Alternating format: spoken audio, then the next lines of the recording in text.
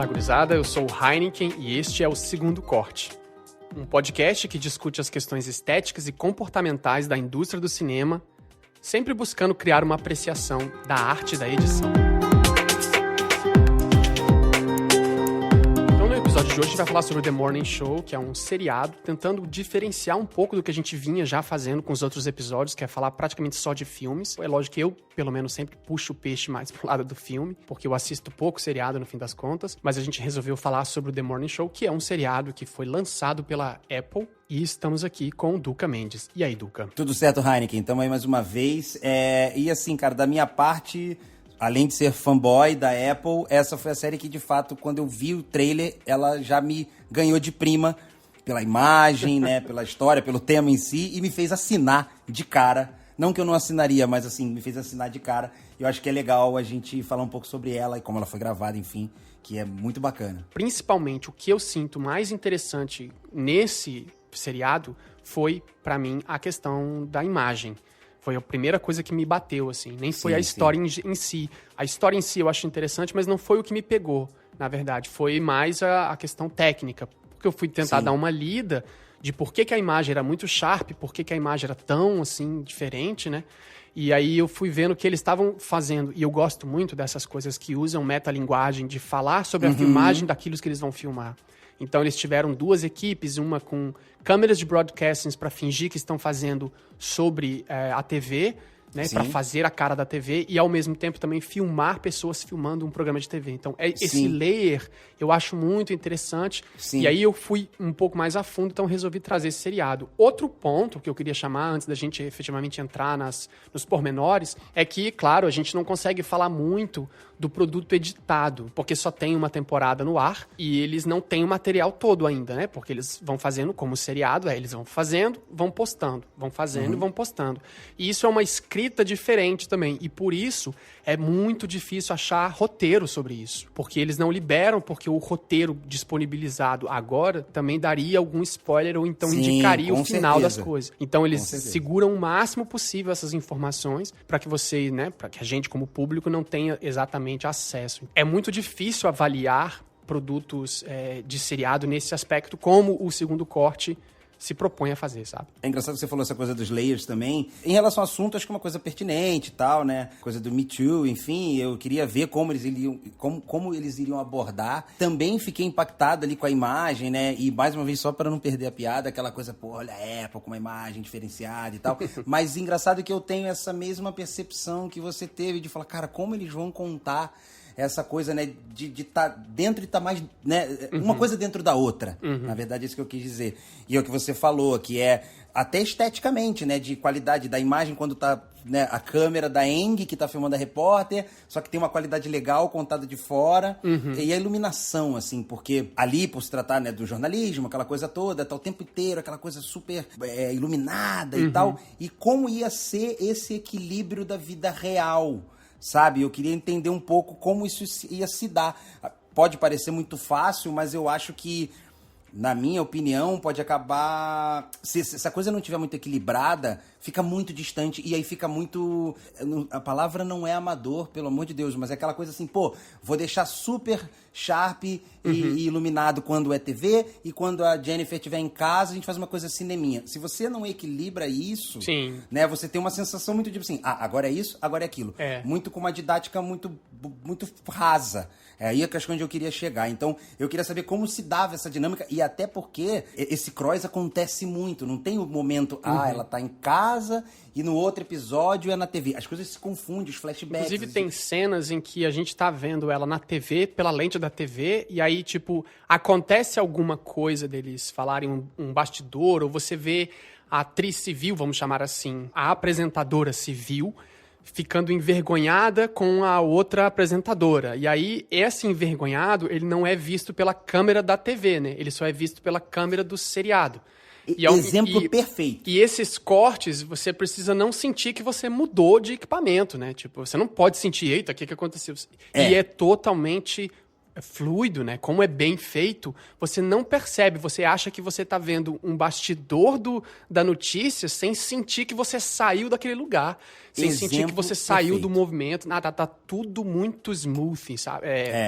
fluido, né? Fluido. Sim, é exatamente isso. Então, eu acho que essa era uma curiosidade minha, porque de como seria essa transição, porque exatamente o que você falou, você tem um aspecto ali que você já está acreditando que você está vendo a imagem da TV, de repente corta e é uma imagem que é da câmera que grava o que está sendo gravado, e tem o look diferente, tem o approach, a forma de contar, até o olhar, né, muda, porque o olhar da TV ele é um pouco mais duro, né? E aí, quando troca para a vida real, ele é um pouco mais... a câmera é um pouco mais na mão, às vezes. Enfim, são escolhas muito delicadas para que essa transição seja fluida, como você falou. Achei que isso foi muito bem feito durante a série inteira. Eu achei muito interessante esse lance deles conseguirem dar uma textura de TV broadcasting para as câmeras que de fato TV parece até que tá tudo em 60 frames ou 30 frames, sabe? Fica aquela textura de que, eu tô vendo uma televisão agora. Sim, sabe? Eu não sei se você chegou a ver, mas acho que são Blackmagics, né? As câmeras que teoricamente gravam no estúdio são as Blackmagic, né? Broadcast, provavelmente, enfim. Eu acho que sim, eu acho que foi, porque até porque elas aparecem como a câmera mesmo, tipo, eles filmam a marca, então até deve ter o licenciamento de usar, porque você vê o corpão lá de cara, quem conhece fala, ele tá usando a Blackmagic ali, tipo, bate a cara, bate o olho e vê, total. E eu acho que essa transição, ele não só foi muito delicada, mas também acontece essa mesma delicadeza quando vai, por exemplo, pra rua, quando a gente vai pros bastidores da casa dela, que é diferente da cena que ela tá fingindo, porque aí é como se fossem 3 layers, né? Você tem a personagem fingindo na frente da TV, a personagem tentando disfarçar que tá fingindo, que é a segunda câmera que a gente vê, e quando ela tá completamente natural, sozinha, né? Na casa dela, dentro do quarto dela. E aí essa filmagem, ela tem uma textura já bem mais desaturada, tem menos cor, é mais escura. Então eles tiveram meio que criar 3 ambientes ou 3 layers emocionais para os personagens ficarem fluindo, né, assim. Os frames da Jennifer Aniston são todos cinemáticos, né? As câmeras estão sempre num slide, tem sempre alguma coisa na frente, ela tá sempre bem posicionada, e a outra ela tá mais no centrão mesmo, assim. Então esse tratamento, de acordo com a personalidade, é fantástico você ver isso acontecendo no primeiro episódio. Exato. É isso que eu tô te falando. Chegaram eu tinha visto a série tinha sido lançada e eu naquela de tipo... Primeiro, se eu não me engano, acho que só tinha essa lançada, pelo menos aqui no Brasil. Posso estar errado, mas se não tinha só ela, tinha mais ela e uma outra, 2, enfim. E eu botei o primeiro episódio. Eu meio que tinha visto o trailer, mas botei. Falei, cara, eu vou ver... pra ver qual é. E esse primeiro episódio me entregou isso tudo que a gente tá falando. Eu acho que eu consegui perceber essas nuances, essa fluidez, essa coisa já de decisões estéticas e personagens levando a série pra cada lado.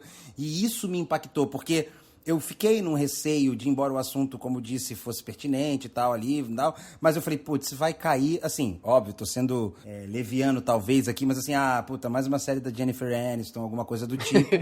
E aí, mais uma vez um falar do Brad Pitt. Mas eu curti. Quando eu vi, eu falei, cara, temos uma grande produção, temos um cuidado além do que a gente costuma ver em outras séries, né, em outros níveis, ou então que são, infelizmente, atreladas a determinados atores, né? Então, acho que essa série me impactou. Eu falei, cara, tenho que ver. Já botei lá no watchlist e deixei e vi até o final, numa paulada só. A produção, né, a companhia de produção, como é que fala isso? A companhia que produz... A produtora mesmo, é a Media Rest com a distribuição pela Apple. Né? Então, assim, você deve ter uma grande entrada de dinheiro pela própria Apple, porque a distribuição vai ser exclusiva dela, então ela deve ter contratado essa Res e falou, faz isso daqui. Só que quem assina a produção executiva também é a Jennifer Aniston e a Reese Witherspoon, né?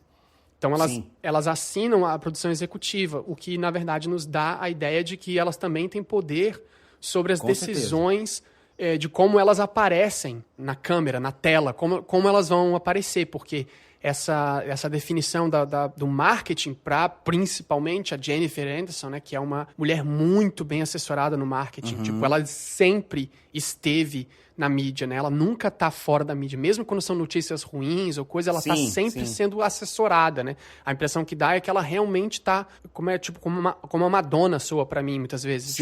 Ela é dona da imagem dela mesmo, sabe? Ela sabe como colocar. Toma conta de tudo, né? Isso, Então eu sinto que ela tem essa coisa nesse seriado, porque Primeiro, olha a delicadeza que o seriado tem. É sobre uma apresentadora de TV, ou seja, uma pessoa famosa na TV. Uma âncora ali no Jornal Diário. Que está ficando velha e que já perdeu a juventude, né? Tipo, ela construiu uma carreira de 15, 20 anos, 30 anos na TV e agora vai ser substituída por uma carne nova.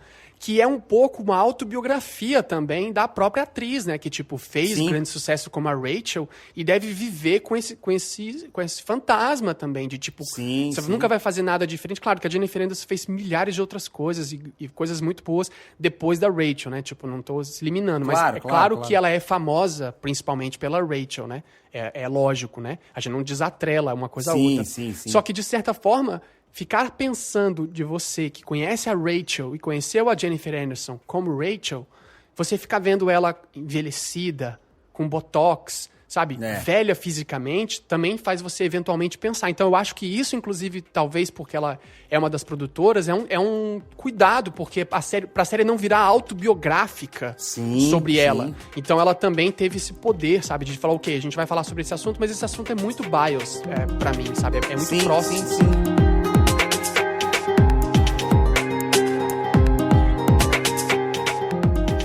Coisa que eu realmente gosto muito são esses bastidores de produtores. Assim, eu trabalho aqui no Canadá, eu tenho 3 produtores na minha cola. E quando eu assisto a série, eu fico vendo esses personagens, cara. Daquele jeito, assim, com aquela arrogância, com aquela loucura, com aquela coisa de estar sempre meio noiado com tudo.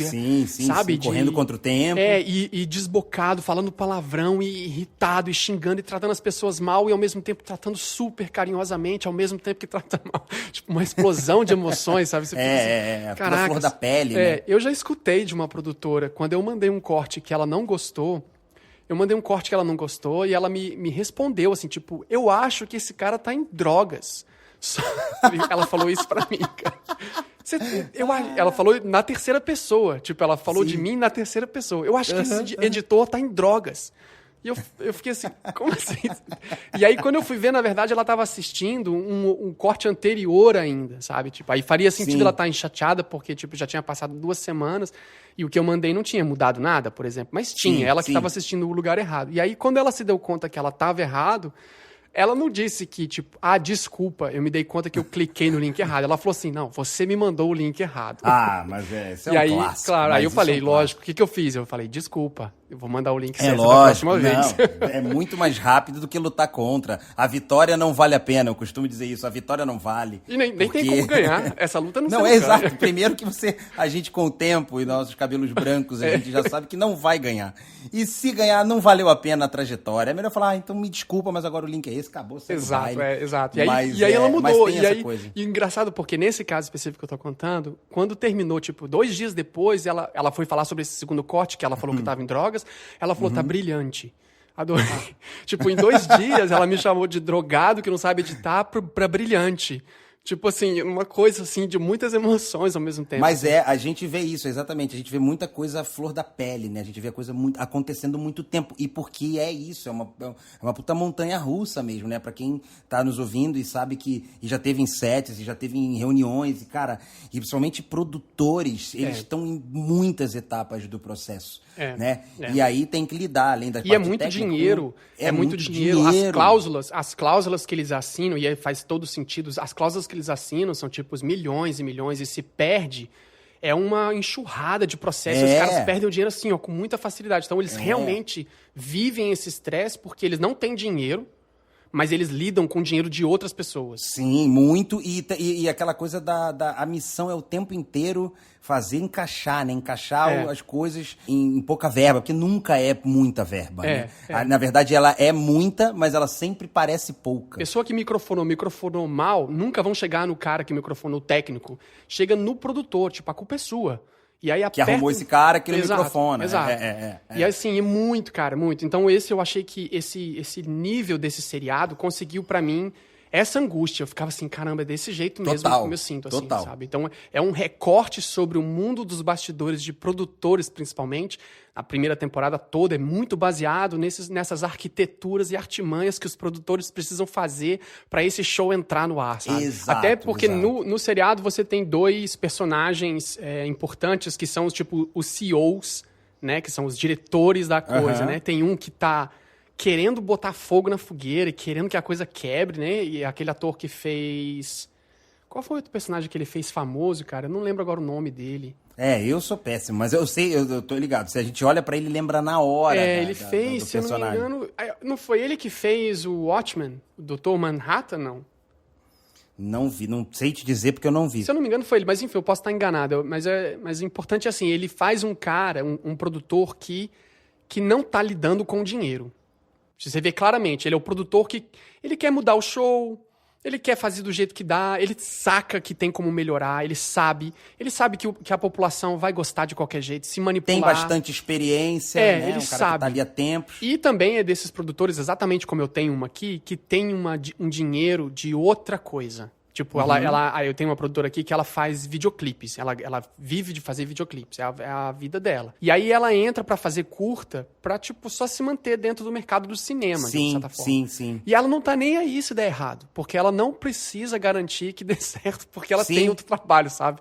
Então ela tá exatamente daquela postura. Tipo, deu errado e ele acha o máximo, sabe? Né? Ele tá muito ali pra fazer a coisa acontecer. Tem essa coisa de um amor pelo que faz e é quase que uma vitamina pra ele no dia a dia, né? Então a gente sente isso, ele muito se agarra, às vezes eu tenho até a impressão que ele não tá muito ligado na pessoa em si, ele tá ligado naquela peça. Ele fala assim, isso aqui não pode sair do trilho. Tem uma fala, né? Que é o nome de um dos episódios, que é tipo, o caos é a nova cocaína. Isso, o nome do episódio é o caos é a nova cocaína. Ele fala, isso é maravilhoso. Tipo, vai dar tudo errado. Que maravilha que dê tudo errado, porque o caos é a nova cocaína. É assim que acontece. Tipo, é impressionante, sabe? Tipo, muito, muito interessante, muito interessante. E tem o outro CEO, que é o cara da grana, que é o cara que tá assim, tem que dar certo de qualquer maneira, né? Que a gente passe por cima das pessoas, manda acordar quem for, demite quem for, não tô nem aí, a pessoa se matou e bora lá, segue o barco. Vambora, sabe? bota tipo, outro. Exatamente, assim. E aí eles ficam nessa luta. Então é muito, muito interessante para quem não conhece esse mercado, é muito acurado, né? Assim, porque é isso, a Apple tem toda a consciência de que isso existe, todos eles conhecem pessoas assim, e muito provavelmente o próprio seriado tenha essa estrutura também. Sabe, tipo, exista um CEO nesse seriado exatamente sobre o The Morning Show. Muito provável. Então, muito provável. Então isso é muito interessante a gente analisar e pensar nesse aspecto.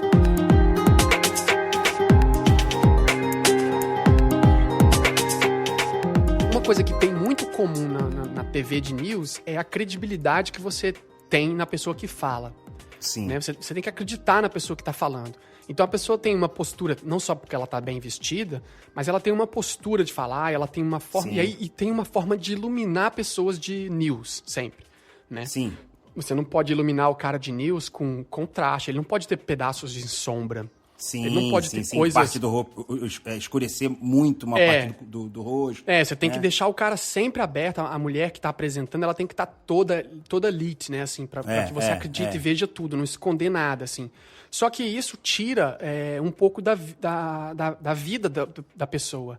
Quando a pessoa está completamente iluminada, fica como um robô, entra naquele muito plástico, vale. né? Isso. Muito plástico. Aí você fica não dando credibilidade. Então, eles, ao longo de como o noticiário existe há muito tempo, ao longo do tempo, os cinematógrafos, né, e os diretores de fotografia desenvolvem técnicas para tentar trazer a vida de volta para pessoas que estão iluminadas de forma muito artificial. Sim. E uma das formas que é muito famosa, não é aqui, não vou inventar nada de novo, nem falar nada que nunca ninguém saiba, mas é uma coisa que é tentar reproduzir artificialmente o twinkle o brilhinho do olho. O brilho do olho. Isso. Esse brilhinho do olho é uma das coisas que garante que você está vendo um olho vivo. Que é, inclusive, uma coisa que quando você vai aprender a desenhar ou ver desenhos, é o que faz você olhar para o olho e falar, esse olho existe, entende? Sim. Sem isso, você acha que aquilo é um desenho. Quando você põe uma das coisas mais difíceis, inclusive, para quem está aprendendo a modelar, 3D, iluminar. E isso é uma coisa que você dá... Porque você vê lá um boneco, sei lá, um avatar de uma loja, de uma store, que agora tem um boneco.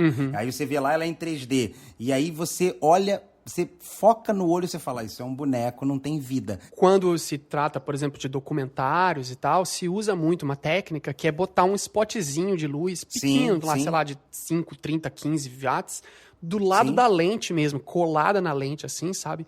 E tacar esse spot exatamente na cara da pessoa. Pra criar o ponto, né? Pra criar o ponto, porque aí quando a pessoa olhar pra lente, a lente vai conseguir captar, e aí, claro, tem que fazer um ISO correto e tal, tem toda uma técnica pra você conseguir com que a cara da pessoa não fique iluminada, mas que o olho dela fique com uma coisa brilhante, sabe? Assim. Sim. Você percebe isso quando tem closes, claro, quando chega muito perto. No cinema não se usa muito essa técnica, porque no cinema a iluminação, e num seriado, principalmente numa coisa narrativa, a iluminação ela é muito complexa, né? Não é como um cenário de news, né? Porque o cenário de news, o cara bota 70 painéis de um lado, 70 painéis de outro, 20 luz contra, 20 luz de frente, tipo, ilumina 360 tudo, né? Pra pessoa ficar... nem existe, não tem mais sombra. Exato, não existe sombra. 100%. E no filme, até nesse seriado, você percebe quando eles estão no news, o set de news, mas ele tem vários momentos que eles estão na rua, com tratamento cinematográfico. E aí tem todo um cuidado pra ficar escuro, pra ficar com contraste. Mas, ao mesmo tempo, eles têm que manter que aquelas pessoas são do news. Então, até nesse lugar, cara, eles conseguem fazer essas coisinhas de detalhe do olho, sabe? Então, eu achei isso muito interessante, chamar a atenção que o tratamento de iluminação levou em consideração que aquilo tudo fosse reportagens atrás de reportagens sobre aquela história. Sim, o tempo todo, né? Isso. Então, todo o tratamento foi feito assim. Eu achei isso muito interessante. E cor também, né? Eu acho que cor também. Ela é super pop, assim. Ela é super saturada e ela tem aquela coisa da TV e morning show e o azul, amarelo, tudo muito vivo e quente ali dentro do possível. E quando vai pro drama, eu acho que poucas cenas que eu me lembre, assim, tipo, em casa, na casa do personagem, quando ele vai resolver alguma coisa, que elas vão realmente... que eles carregam um pouco a tinta no cinematográfico. Ela é muito correta, assim, ela não é muito aprofundada. Então, acho que eu sinto a cor muito bem feita ali, né? Muito equilibrada, e eles não carregam na tinta. A não ser quando o drama conduz para isso. Então, por exemplo, tem uma cena do Carell que ele vai receber se eu não me engano, um amigo, um produtor, não lembro exatamente quem era, meio que no jardim dele ali, e vai falar sobre umas coisas e tal. E ali é aquele climinha quase vela, porque é tipo um sofá do lado de fora da casa, e aí você tem essa coisa tratada pra ser mais bonita do que a realidade. Sim. Mas o resto, eles conseguem deixar uma cor muito comercial, mas parecendo natural, assim, minha percepção é essa, sabe? É como se eu pudesse dizer, assim, grosso modo, que quase não coloriram. Mas, assim, coloriram tão bem que parece que não foi colorido. Entendi. Entende o que eu quero dizer? Entendi. Porque o Michael Grandi, que foi o cinematógrafo de principal, a assinatura, né, que fez 6 dos 10 episódios, eu li uma entrevista, vou deixar pra vocês também aqui embaixo, pra vocês poderem ver. Ele fez falando, né, de como foi o processo, que o cuidado que eles tiveram era justamente dar um caráter que aquilo era um negócio elevado, mas ao mesmo tempo a gente ainda está falando de uma coisa narrativa cinematográfica, com tratamento de cinema, que vai ser distribuído por televisões, né? Tipo, não vai ser distribuído numa projeção, então vai ser com esse Sharp incrível. Então eles tinham que achar um equipamento, uma câmera que pudesse transitar por esse super, ultra, mega blaster qualidade que precisava atingir, mas que ao mesmo tempo tivesse um tratamento de filme ainda, né? Assim, então eles chegaram à conclusão e conseguiram, foram dos primeiros a fazer, enfim, disponibilizaram para ele a Panavision, né? A Panavision lançou a Millennium DXL2, eu acho, né? DXL2. Isso, que é uma monstra de uma câmera gigantesca. Linda, absurda, maravilhosa, inclusive. E que faz uma especificação cretina, né? Tipo, faz uma especificação cretina, tipo, ele entrega 8K. Então, tipo, precisava ter toda essa coisa tecnológica de alto nível, com tratamento de pós no próprio set, porque a gente está falando de edição de seriado, que não vai ser... capta na ilha, capta no set, leva para uma ilha, para uma casa de pós, e aí eles vão ficar processando isso enquanto o departamento de marketing vai trabalhando, e depois a gente junta esse negócio e solta, como é mais ou menos o workflow e o processo de uma entrega de filme, né? Esse workflow, esse processo de seriado, ele é diferente, né? Porque você não tem, primeiro, todas as captações, você vai fazendo conforme a coisa vai sendo liberada. Tem também que eu não sei o tanto que esse seriado vai levar em consideração isso, mas tem também o próprio público em relação à quantidade de informação que o público teve, né? Então, o público vai assistindo, vai gostando de mais determinado personagem, aí esse personagem vai ganhando destaque, porque ele vai ganhando engajamento, então os autores vão começando a escrever mais sobre ele, e a coisa vai sendo feita em duas esferas, né? Entre como que o público recebe um pouco essa informação e para que lado a gente leva ela, assim. Existe toda uma equipe, né? Porque se você for ver nesse seriado, são tipo, sei lá, 9, 8, 15 autores no final, né? Se você pega um seriado gigante, ele tem muitos autores. Eu queria até te interromper, mas justamente trazendo para nossa área, que você chegou exatamente nesse ponto, que é uma dúvida, assim. Eu nunca editei um seriado, assim. Não tenho contato. Conheço até algumas pessoas que editaram, mas eu não tenho contato, assim. Digo que são conhecidos, mas nunca me aprofundei. E eu queria só falar um pouco sobre isso, assim, como é a participação do montador nesse processo, né? Porque quando você tem um filme, você já trabalha com isso, do arco, de repente, você ter que mexer um pouco nele conforme você vai montando, e aí tem muita gente envolvida, você vai tendo uma percepção diferente de um determinado personagem na montagem. E aí você vai descambando a coisa, ou vai levando a coisa para um outro lado que não estava no planejamento inicial, e é uma coisa saudável, já falamos sobre isso em outras edições. Mas na série, eu acho que deve ser um negócio mais preocupante. Por quê? Porque eu acho que a gente tem esse mesmo movimento e você tem uma equipe grande de editores e são pequenos filmes, vamos dizer assim, né? Sim. Que acontecem. Então, nessa casa, acho que, se eu não me engano, são 10 episódios. Então, imagina você ter que já compartilhar essa montagem não só com algumas assistentes, mas com outros editores, né? Porque às vezes é um editor que monta às vezes não, nesse caso, inclusive. Montam dois episódios. Uma dupla monta um. Então, além de fazer isso ter uma fluidez, como esse time de editores unidos conversam e se entendem com roteiro e direção e produção executiva para no final chegarem num acordo. Nesses são tipo 6 editores, aí um monta 4, o outro monta mais 4, aí um monta outro monta outro monta outro. Sim. Só que eles acabam assinando como edição, o que eu também não tenho experiência de editar seriado pessoal daqui, né? Do nosso grupo, do Sala de Edição. Tem montadores que são montadores de seriado, a gente poderia, de repente, pedir auxílio para eles virem conversar sobre esse assunto. Total. Mas o que eu conheço e do que eu converso com as pessoas e as pesquisas que eu tenho feito, a mão do editor é menor no peso com os seriados, porque a mão do autor, do roteirista é maior. Você tem uma maior equipe de escrita, então essa equipe, eles caminham mais em termos do papel escrito do que da footage. Porque o que acontece com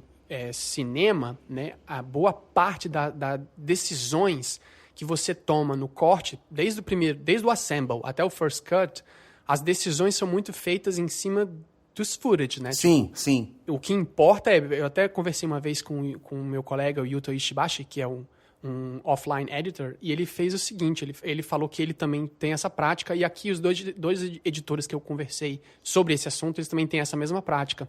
Eles montam o primeiro assembling baseado no roteiro. Então, eles leem o roteiro, falam, ok, o roteiro é isso aqui a primeira cena é essa, a segunda cena é essa. Aí eles montam essa estrutura baseada no roteiro. Depois disso, eles jogam o roteiro fora. Eles não leem mais. Aí eles vão Começa só a trabalhar em cima do que está montado. Do que foi gravado, isso. E do que foi gravado. Sim. Se tiver que mudar alguma coisa, isso tem que estar na cena.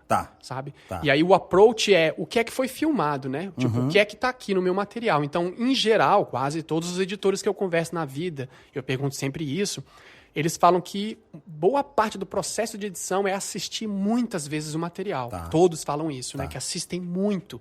Eles quase decoram tudo. Eles assistem vários takes de várias coisas porque é em cima daquele material. Num seriado, você não tem esse luxo, porque você não tem a segunda temporada. E muitas vezes você não tem nem o terceiro episódio. Sim. Você monta o segundo, você não tem o terceiro episódio.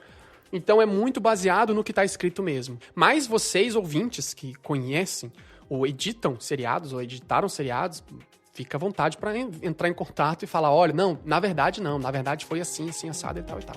Estamos aqui só loucubrando.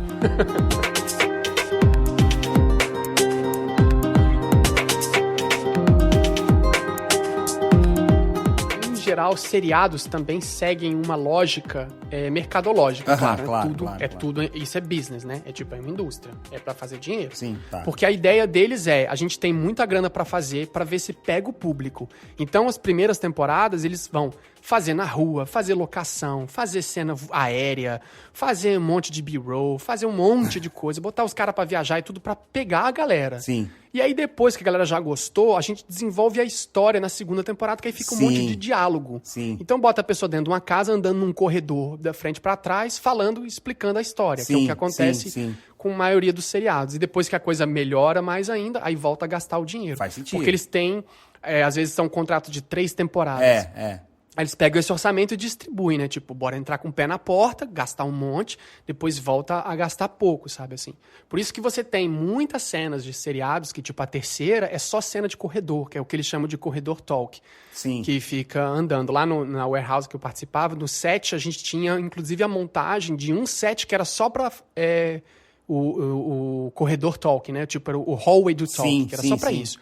Então era uma sequência de quadrada, que era pro ator ficar andando em quadrado, sabe? Enquanto ele caminhava e a câmera vai em dolly atrás dele, ou então vai em dolly na frente, depois ia em dolly nos cantos, né? E depois saía do dolly e ficava só nas quinas, que é pra pegar eles passando pra fazer o corte de que eles estão andando, sabe? E aí então é eles entrando no elevador, falando alguma coisa, saindo do elevador, alguma coisa. Aí para a porta do elevador e explica alguma coisa. Todas essas cenas, elas são muito baratas de serem filmadas, Claro. Porque são pouca iluminação. Então, o que eu achei interessante nesse é que, por exemplo, nessas colocações de cenas de corredor, você percebe que tem menos investimento em toda a cinematografia, em tudo. Você tem, por exemplo, os ADRs e as falas nesses lugares do The Morning Show, elas são muito claras. Sim. Elas são claras ao ponto de quase você não escutar barulho na rua. Tipo, parece que eles estão com aquele áudio de novela dos anos 80. É bem destacado, que é só né? texto. Só texto. Quase não tem vida. Que é um pouco de tipo assim, a gente precisa, na verdade, contar a história, né? Tipo, a história precisa andar. Então eu achei interessante essa colocação. Não sei se ficou interessante isso, cara. Eu acho que é legal, sim. Eu pelo menos curti ter ouvido esse discurso, que até porque os atores seguram também, né? Então é uma coisa que, é aquilo que você falou, você já tá envolvido na história, o cara já te fisgou, de repente eu nem vou estar olhando, né, quem tá passando lá atrás, se explodiu o carro, não explodiu, enfim, modo de dizer, mas é de repente uma tática da produção de falar, olha, vamos focar nisso aqui, porque a gente conduz e depois a gente volta na grandiosidade. E isso foi feito dentro desse próprio, de uma temporada só, não precisando ainda de uma segunda para baixar um pouco a bola. Eu fiz uma seleção de uma cena que eu queria chamar a atenção pro público especificamente, mas só pra gente ir encerrando, que eu achei muito interessante em termos da edição, que é a cena em 17 minutos e 20 segundos da cena do episódio chamado O Caos é a Nova Cocaína. Aconselho os ouvintes a pegar, assiste a cena toda e depois escuta a gente conversando sobre ela. É uma coisa simples e rápida, não vai ser um breakdown completo, não. Sim. Deixa eu abrir ela no ponto aqui, porque tá aberto. Tá, qual é a minutagem que você falou, mais ou menos? 17 e 20. 17 e 17. Tá. Ela tá de vermelho e aí a cena toda, se você assistir ela aí, dela sendo filmada de perto e vai muito suavemente saindo e a interpretação dela é maravilhosa. Ela tá realmente assim, tipo, pensando o que é que vai acontecer com a vida dela, né? Tipo, e aí a gente corta pro cara e a velocidade do cara é muito mais rápida. Exato. Porque ele tá decidindo coisas e falando coisas, né? E aí volta pra ela na velocidade dele. Só que aí ela já tá decidida que tá tudo bem e pega o copo d'água. Sim. Tipo, eu vou ter que dar uma porrada e uma coisa nesse cara, né? Então, tipo, é uma decisão muito inteligente da gente sair e a interpretação dela enquanto ela escuta ele falando, até ela botar o copo na mesa. Exato. Eu tô exatamente... Você tá legal que você tá narrando a cena perfeitamente. Você falou até botar o copo aí, ela bateu com o copo na mesa.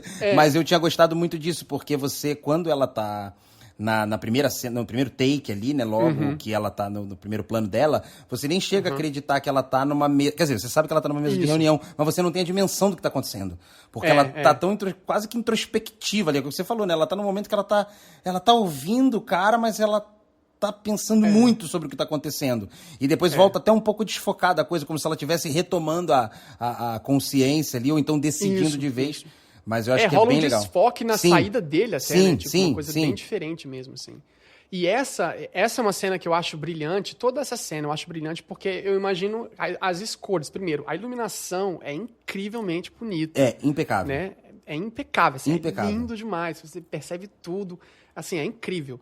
E ela é muito boa atriz, né? Sim. Tipo, ela segura muito. Então é muito, muito saudável, digamos assim, eles escolherem um take de push out nela, né? Tipo, a gente tá muito perto dela, a gente tá saindo, enquanto tá colocando o áudio da conversa, que é a outra frente, assim, né? Até ela dá toda a bronca e eu acho que esse arco do seriado inteiro, esse é o ponto mais importante do seriado inteiro, até ali. Pra mim, a primeira temporada se resume a essa cena.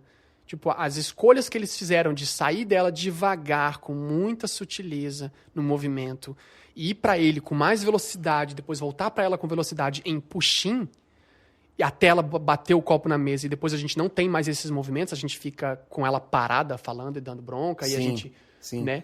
Não, a própria reação deles, né? Aqui é o plot dela, né? Na verdade. Quando eles falam, o que você tá falando? Como é que você disse? É porque a hora que ela fala, cara, peraí, você pensa, né? O que vocês estavam pensando?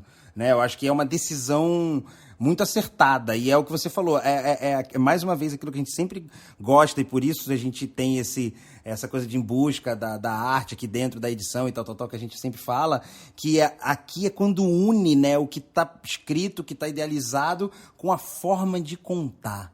Né? Quando a gente consegue não só trazer a parte da iluminação, a parte técnica, mas essas decisões da fotografia, de movimento, para te conduzir, assim, te ajudar, né? Se você não entendeu, você ter a perfeita conclusão do que está acontecendo, né? Se você tá ou seja, se você tá com alguma dúvida do como se ela está se posicionando ou não, eu acho que instintivamente e simbolicamente tem essas coisas para te ajudar. Então, realmente é uma bela leitura, cara. Bela leitura. E uma coisa que eu acho interessante também, é um detalhe bobo, assim, mas é um tratamento muito detalhado mesmo que eles tiveram, né? Se você botar em 18 e 13... Tô aqui. Em 18 e 13 e soltar até 18 e 15 e 16, ela falando, e se você pausar ali perto do 14, 18 e 14, 18 e 13, você percebe que você sabe que ela tá com a mão, né? A mão direita dela tá na mesa. Sim. Porque ela pegou o copo, a bebida da água, o copo foi uma marcação. Então, tipo, é uma coisa que tá na nossa cabeça quando a gente tá assistindo. É a mão dela no copo. Aí o corte pra 18 e 15... é exatamente o frame do copo, ela pondo a mão na frente do copo, né? O copo tá na frente, aí tá todo mundo meio no escuro, e o cara, que é o CEO que tá querendo que ela tome o poder, ele é o único que tá com um semblante, tipo, eu tô achando o máximo isso tudo, sabe? Tipo, e a gente sabe, se você pausar em 18 e 15, você sabe que essa é uma composição completamente consciente, não só do frame, mas o blocking disso é consciente para mostrar que aquele personagem que está ali na nossa direita para frente, que está no centro, né, está no ponto de interesse do centro, ele tá achando bom isso tudo, o outro tá preocupado porque o foco dele vai ser o copo, que foi o que ela mandou calar a boca quando ela bateu na mesa. Por isso o copo precisa estar presente na cena, ainda que desfocado. E a gente precisa ver o outro personagem achando aquilo tudo muito bom, né? Então é um detalhe muito difícil né, de pegar no sentido de construir isso na edição, né? Porque isso foi uma coisa complexa de fazer, e ainda levando em consideração tudo que a gente já falou da complexidade que é filmar um seriado desse, né? Logo depois tem um cara de preto aqui, um cabelo branco e tal, e eu foco lá nele, mas é isso que você falou, você só consegue enxergar o CEO, o cara do lado, o foco no meio, o copo no meio, direcionando, mas a luz, a condução tá pro cara, ele faz você perceber que o cara ali curtiu o que ela fez. Né? Então isso realmente, cara, é uma cena que... Detalhe, cara, é no detalhe isso aqui, né? E até o que eu falei lá do twinkle do olho, né? O brilho do olhinho lá, dele mesmo, quando ele tá próximo, o dele é bem apagado. O dela, mesmo quando tá longe, você tem 2, né? Tipo, o dela é muito claro. Quando ela tá perto dela, então, é tipo assim... Ela tá na TV de novo, sabe? Tipo, ela tá no balcão. Porque nessa cena ela vai falar, tipo, a América me ama. Então eu tenho a América, né? Ela fala. Sim. I own America. A América é minha. Não, ela fala, sou a dona da América. Não, eu tô até rindo aqui, tá engraçado, né? Eu quero muito que alguém que esteja vendo essa cena passe pelo que eu tô passando, porque acho que em nenhum episódio até hoje acontecer. Às vezes você fala, põe no 18 e 13. Aí eu ponho e solto.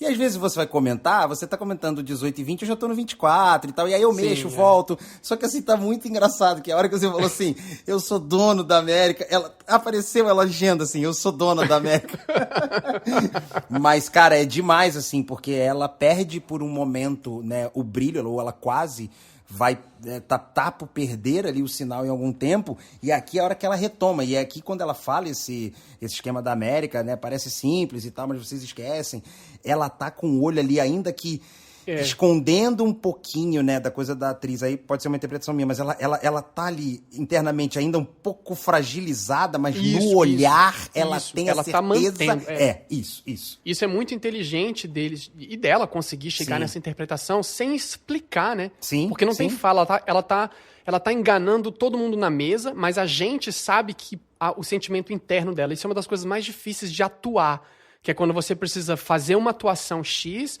mas fingir atuar uma segunda atuação Y que você discorda daquilo que você está atuando no X. Né? É uma camada difícil. E aí o que eu falo é que quando você corta pro cara, né? Tipo, na sequência em que ela tá falando isso e corta pra ele, o olho dele é totalmente morto, né? Sim, quando corta no close dele, tá totalmente morto, assim. Eu acho essa cena muito simbólica, assim, não só pelo nome dela, todo esse episódio, né? Tipo, o caos e a nova cocaína. Por isso que a gente falou do produtor e tal. Pra mim, ela é muito... Esse episódio é o episódio que faz, pra mim, esse seriado ser brilhante. Assim, se eles fossem fazer vários episódios como esse, eu vou amar essa série até o final. Ele é muito simbólico, ele é muito bem construído e tal. E até me faz esquecer as cenas que são dentro dos carros, porque dentro dos carros, pelo menos, eu senti que todas as cenas que estão dentro de carro, você vê que tem um fundo verde. Sim. Os cabelos não estão bem recortados. Bastante. Senti muito isso, bastante. Tipo assim, cara, é isso aí. Não vamos gastar esse tempo fazendo locação para poder botar o carro na rua e botar essas atrizes, câmera dentro do carro e andar. Não, bota no estúdio, sabe? Tipo, e também não vamos gastar muito tempo fazendo 1000 matches em cima disso. Tipo, tem outras coisas mais importantes pra gente seguir, sabe? Não, assim. total. Então, mesmo que as cenas dos carros tenha me chamado a atenção, assim, tipo, eita, o que tá acontecendo ali? Mas essa me não pega... Não é um problema, assim, né? Não, ele não vira um problema. É uma escolha mesmo de budget, né? Assim, tipo, até onde a gente vai gastar, porque não é infinito... Não dá pra todas as cenas serem tratadas dessa forma. Sim. Tipo, essa série nunca ia sair, né? Se tudo fosse feito com esse esmero, nunca ia ficar pronta. Não, total. Então tem horas que deve ser tipo, beleza, tá ótimo, então tá bom. Não tá perfeito, mas já tá... Ninguém vai sacar, sabe? Tipo aquela coisa, né? Sim. Ninguém vai sacar.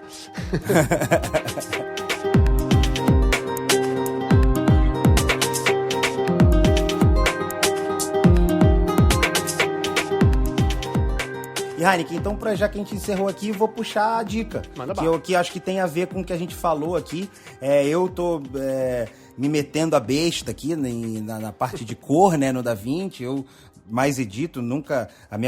Meu nível de colorista é muito iniciante, eu sempre fiz mais o básico do dia a dia. Quando é um job mais bacana, eu faço questão de indicar para produtoras que eu curto e profissionais que eu curto. Mas é óbvio, né? É sempre um conhecimento bacana ali, não atrapalha, muito pelo contrário, faz até com que o meu básico possa melhorar. Na verdade, esse foi o meu objetivo. E eu, sem mais delongas aqui, vou indicar um cara que, eu não sei falar o nome dele. Eu vou brincar de achar que eu vou tentar acertar aqui, que é o Waqas Kazi. Não deve ser nada parecido com isso. Se você na edição aí quiser botar esse nome falado pelo Google, eu aceito. Eu tenho um amigo paquistanês, eu vou pedir pra ele me mandar o áudio da fala. Ah, maravilhoso, maravilhoso. Se ele fala direitinho, muito bom, muito bom. Waqas Kazi. Ele é um cara pop, assim, né? Eu não tô nem aqui pra dizer se ele é um monstro da cor e tal, mas ele é um cara que na minha quarentena aqui me ajudou a descontrair um pouco mais o processo e não fazer daqueles nodes um labirinto, enfim, ele conta as histórias dele ali, né, como ele colore, o porquê e tal, e eu escolhi exatamente um episódio aqui, que tá no link aqui embaixo, que ele fala sobre você pegar um footage que você tenha, né, gravado, obviamente, num log, super bem, com balanço de branco correto, tudo certinho, o mais correto possível, e você consegue colorir uma coisa mais comercial e uma coisa mais cinemática, né? Ele fala commercial ou film look. Então é bacana, porque pra mim o estudo serviu não só pra eu ver que é possível deixar uma coisa mais pop, colorida, mais saturada, e o outro menos. Me fez entender um pouco do processo, né? Então pro comercial você vai, de repente, destrinchar em mais nodes pra poder puxar a cor, a grama, o céu, o cabelo, a bola, tal. E no film look não, é muito mais sobre você achar os tons certos de pele, né? De saturar um pouco, trazer um pouco pouco do glow, tirar um pouco do sharpen. Então são processos diferentes, a ordem desses nodes e tal. Então ele fez isso tudo ser muito leve, né? Ele não é aquele cara muito chato, olha, você tem que aprender isso, ler a teoria. Então assim, não tô dizendo que não tenha que fazer. Só que pra quem é entusiasta, eu acho um cara bacana, assim, de assistir. Fica aí a dica. Essa é a minha. Massa. Eu não tinha preparado uma específica, porque eu não tô muito preocupado que a gente tenha sempre links, né, com o episódio. Mas tem uma coisa que eu sempre indico e que eu ia indicar em algum momento. E eu sempre indico, assim, todo lugar que eu vou, que alguém pede, me dá uma dica cultural, isso aqui. Eu não tenho nada elaborado em relação ao assunto. Eu penso, cara, tem uma coisa que eu faço questão de sempre dizer e divulgar, faz muitos anos que eu divulgo, e que eu acho que é importantíssimo todo mundo conhecer, que é um livro chamado Matadouro 5, do Kurt Vonnegut. Aham. O Matadouro 5 do Kurt Vonnegut eu acho que é um dos melhores livros que eu já li na vida. Eu já li centenas de vezes. Eu já falei, inclusive, que os direitos autorais desse livro poderiam ser divididos comigo em alguma esfera. Porque eu acho que eu já aumentei a venda desse livro consideravelmente. De tanto que já indicou, né? Tipo, todos os meus alunos do ensino médio ouviram e tiveram trabalho sobre ele. Então, maravilha. É impossível não ter aumentado um pouco da venda, né? Assim, tanto em inglês como em português. Enfim, o Matadouro 5 é uma história sobre o bombardeio de Dresden, que os Estados Unidos fez e botou fogo na cidade de Dresden, na Alemanha, com bombas incendiárias. E é um livro muito pesado, porque fala de como os judeus foram feitos de vela para poder iluminar os soldados que eram crianças na Segunda Guerra. Cara, é muito pesado. Nossa. Só que o Kurt Vonnegut, ele serviu na guerra. Né? Ele serviu essa guerra também. Sim. E ele saiu muito perturbado dessa coisa. Então ele escreveu um livro muito irônico. Porque é meio como Simpsons. Tipo, ele trata o personagem dos Estados Unidos como uma galera meio burra que não estava entendendo exatamente o que estava acontecendo ali, sabe? E ele, primeiro, é um dos primeiros caras que eu vi na vida falarem da Segunda Guerra como crianças. É a primeira vez que eu vi isso acontecendo. Que, na verdade, não são soldados, homens, másculos, sabe? Macho alfa, famosos. Na verdade, eram crianças de 13, 14, 15 anos de idade, que são crianças mesmo, segurando armas e matando outras crianças, porque a guerra foi lutada por crianças. Essa é a realidade, sabe? O livro é bem nesse lugar, assim, sabe? Sim. E ele tem uma narrativa muito interessante, porque ele conversa com você, ele te dá spoiler do próprio livro, ele fala, na página tal vai acontecer isso, no início do livro a gente fala assim, tipo, ele vai falando que tá escrevendo o livro enquanto ele tá te contando o livro. Sim. É um livro super pequeno, curtinho, assim, sabe? Dá pra, sei lá, em 5 dias você mata ele, assim. Tipo, ele é bem pequeno. Você acompanha um personagem, o Billy Pilgrim, que é o nome do personagem principal. Você acompanha a vida dele e ele é meio esse besta, meio anti-herói. Ele não sabe por que ele tá ali, ele é meio idiota. Sim. E é muito interessante. Tem momentos que são muito tocantes e super tristes. E tem momentos muito engraçados, que você ri e não sabe se devia estar rindo daquilo, sabe? Assim. Então, eu acho que o Kurt Vonnegut assim, impressionante, assim, como ele é muito bom. Eu já li muitos livros dele. É um cara que eu uso muito como referência. E ele tem essa coisa sarcástica, assim, sabe? Ele é um cara muito cotista, assim, tem muita... como é que fala isso? Citado como quote? Como é que chama isso? Citação, né?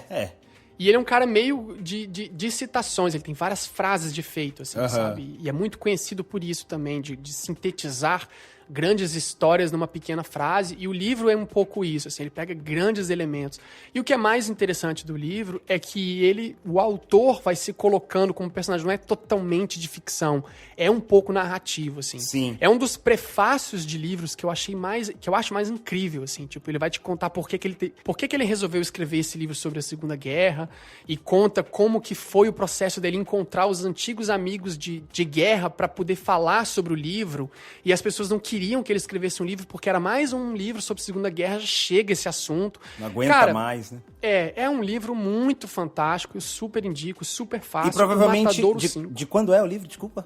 Cara, o livro acho que ele é de 60 e poucos. Então tem milhares de edições, enfim, deve ter em Kindle, Amazon. Já. Eu acho que a primeira vez que eu li em português, inclusive. Eu tenho vários, como eu falei, por isso que eu falei dos direitos autorais, porque eu tenho tipo umas 5 versões do livro. Eu tenho ele em Kindle, eu tenho ele no aplicativo, eu tenho ele 3 versões impressas. Chama O Matadouro 5, do Kurt Vonnegut. Kurt Vonnegut Legal. escreve igual o Kurt Cobain. O Kurt com K-U-R-T, Vonnegut, V-O-N-N-E. Vai estar aí embaixo, você clica e vê. Sim. Legal demais. Legal. Então é isso, gurizada. Pra você que tá achando interessante esse tipo de conversa, se tá achando muito denso, se tá achando pouca coisa, se tá achando leve, enfim, o que você achar, pra qual caminho a gente tem que seguir, por favor, entre em contato. A gente vai deixar todos aqui no post pra vocês poderem entrar em contato com a gente. A gente vai deixar aqui embaixo todos os contatos e e-mails que você pode nos encontrar e mandar suas sugestões, suas críticas, suas colocações. É muito importante que você também mande as correções, né, com a gente. Eu, pelo menos, acho isso muito interessante. A gente não defende que, né, em nenhum momento que a gente sabe total o que está falando. A gente está sempre tentando descobrir junto, e fazendo esse episódio e esse podcast é muito mais no sentido de tentar trazer um olhar diferente sobre a edição, ressaltar a nossa classe, ressaltar os fazedores de filmes e séries desse país, desse mundo. Sim. E entrar em contato com outras pessoas que eventualmente queiram, né, falar, mandar mensagem, dizer, olha, acho que vocês falaram errado isso, ou então foi muito interessante que eu vi, enfim, manda suas impressões, né? Caso tenha enxergado alguma coisa na cena que a gente cita, né? Uma ou duas cenas, de repente a gente fala de uma cena e fala, pô, mas vocês não viram que também teve isso, que foi colocado ali, assim, assado, e o ritmo. Estamos ansiosos por isso. Porque a ideia é fazer esse share mesmo, né? A gente traz uma opção, vocês trazem outra, e a gente vai somando, e no final todo mundo ganha, né? Então não esquece de mandar suas mensagens, entrar nas redes sociais e divulgar principalmente esse podcast para uma amiga ou um amigo que é editor e que sempre reclama que não tem nada sobre o audiovisual no Brasil, que a gente nunca ouve falar nada, só tem publicitário falando de cinema. Tamo aí. Manda pra ele, cara. Total, concordo plenamente. E não necessariamente de filmes super hits, né? Super estourados e tal. Pra gente focar, não ficar preso só na história e também trazer esses aspectos técnicos e tal. Então é isso. Falou. Até mais.